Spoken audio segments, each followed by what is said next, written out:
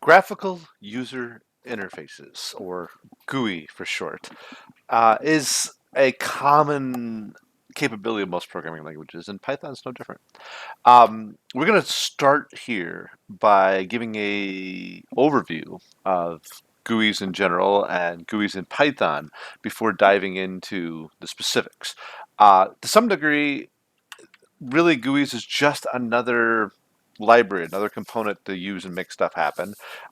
So you can kind of just dive in and start coding and playing with it. But a few of the concepts will help you better create and know what to look for as you're building your graphical user interfaces. So a GUI is something you're probably used to. You've been using your whole life, most likely, at least if you're under 40.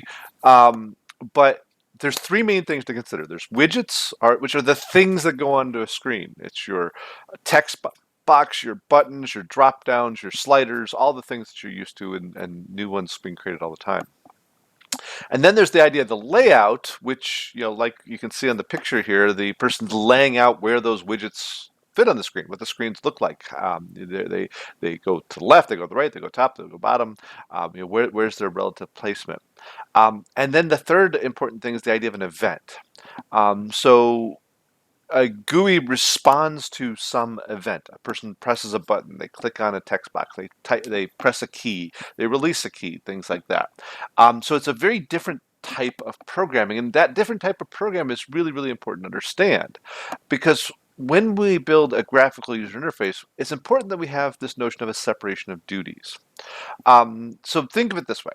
If you walk into a restaurant, you stand on the other side of a counter. You are the customer, and there's people behind there that take your order, like in this coffee shop here. The GUI is like those people taking the order.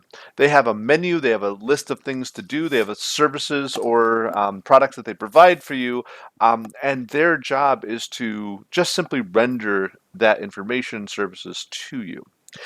You can do whatever you want to with the GUI. You can, order coffee 5 separate times, or you can order 5 cups of coffee, assuming that there's capabilities for that. So it's up to the interface, the GUI, to represent the things that the program does.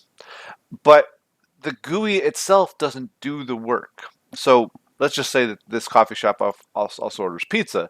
There's somebody in back, if you will, that makes the pizzas. The people who are taking the order are not the same people who are cooking. And that's going to be true as well in a graphical user interface. Typically, the GUI is just simply interacting with the user. And the cooking, if you will, the food delivery, the logic, the banking, the insurance, whatever is going back on, the game engine, is happening in separate code. So it's an important thing to understand as we build graphical user interfaces. They're kind of like a little app to themselves that relies on the type of code that you've probably been building up till now, all that logic that does whatever useful thing the program needs to do overall. And so understanding that paradigm helps us understand the difference between the code you've been writing before and the code that we'll be writing now. So the command line, as an analogy, it's kind of like playing like a Mario Brothers game. Um, in a Mario Brothers game, it's up to the program to tell Mario where they're allowed to go. So you get one screen at a time, and it scrolls typically from the left to the right. So you travel from left to right. And once you move on, you can't go backwards. You can only go forward in that one location.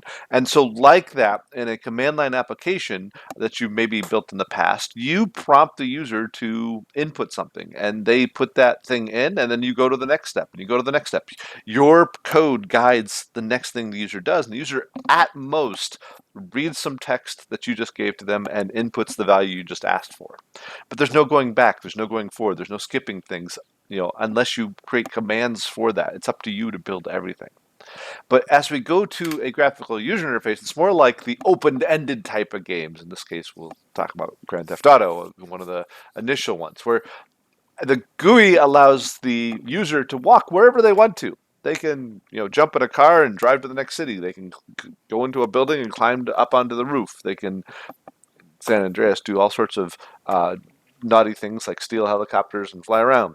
And that's much like what a graphical user interface is. It's not up to you to dictate the flow of what the user chooses to do. You just give them capabilities. And it's up to you to allow or disallow certain things, lock a door, if you will, make certain menu items unavailable, disappear, reappear, based off of the state of the program. So you're definitely no longer thinking in terms of flow, but in terms of state and what a person can and can't do within those states.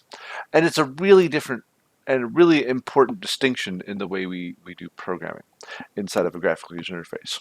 So we'll get into that more as we build applications, but I want to bring your attention to that as we get into the demos to see what I'm coding and what I'm not coding, and what I'm including and what I'm not including, and how I'm actually using other classes, functions, objects, whatever, to support what's happening in my graphical user interface, and how I design them in a way that I need to be intentional up front instead of just kind of building them on the fly.